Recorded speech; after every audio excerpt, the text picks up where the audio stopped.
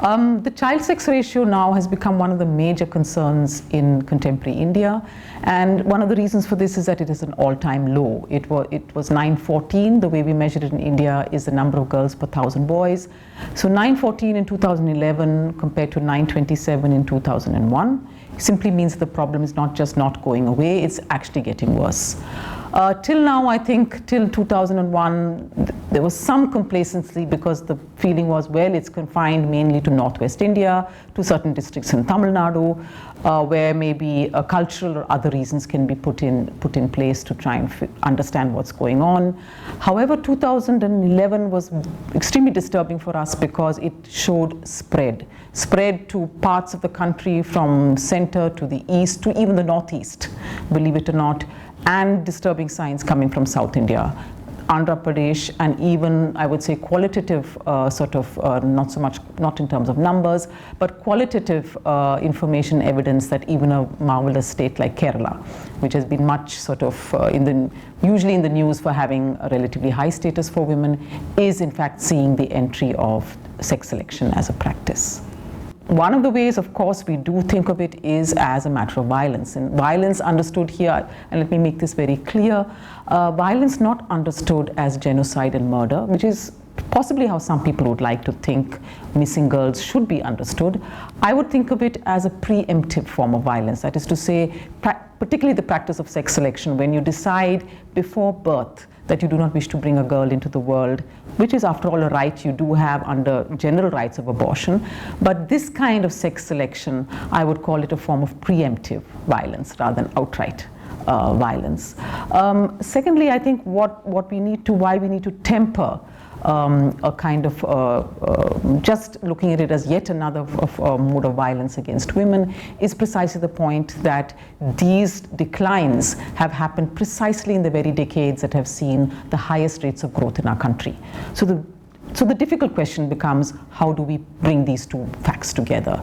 We can always understand discrimination and poverty leading to neglect and therefore the death of girls. Why should high rates of growth go hand in hand with this phenomenon? And which is precisely why a violence perspective is not sufficient. It's necessary but not sufficient, and we must bring in what we think of as the larger political economy of the period, whereby in a very how shall I say, counterintuitive and problematic way, actually things that we think are good, that is to say, things that we think of as girls going to school. What could be worse than that? Girls going to school, girls accessing higher education, the size of families coming down. In other words, women no longer being burdened by frequent childbirth and lots of children, ages of marriage going up. Now, what could be wrong with any of those? But what we are discovering, and this is what I think makes the issue particularly challenging, is that these very good modern progressive things can turn into reasons why a girl is seen as an even greater burden than before. In other words, you cannot anymore, if you are outside of absolute poverty, you want to have a daughter, you actually want good things for her. You want her to eat well, you don't want her to starve, you want her to go to school, if possible maybe have a college degree, you want her to marry well, which also means give her a good dowry, and the list just goes on. And this again means that we must pay closer attention to the nature of the economic prosperity that India has witnessed. Unlike other parts of the world, it hasn't gone hand in hand with high rates of employment. So we have followed a path, what we call the low road of high growth, which is service sector driven, real estate driven, does not generate jobs, least of all for girls.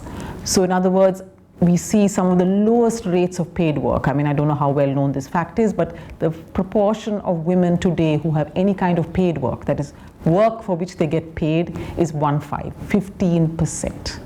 And imagine out of that 15%, the largest proportion will be actually onerous work that is done for survival in agricultural labor, in urban India's domestic workers. In other words, not the kind of jobs that many of us would want to aspire for. For the better, I would rather emphasize, along with all the advocacy that may be there, much more focused research. In other words, we badly need to understand why this is happening.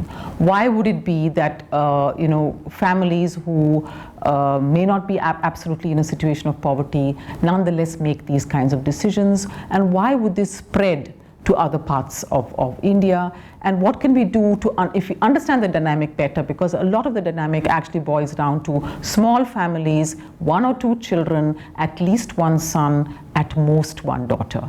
Let's look at the families with only girls, for instance, and ask ourselves, okay, can we get a better sense of how and why such families are coping? Do they actually welcome the daughters? Do they see them only as a burden? And can we look here to trends of change?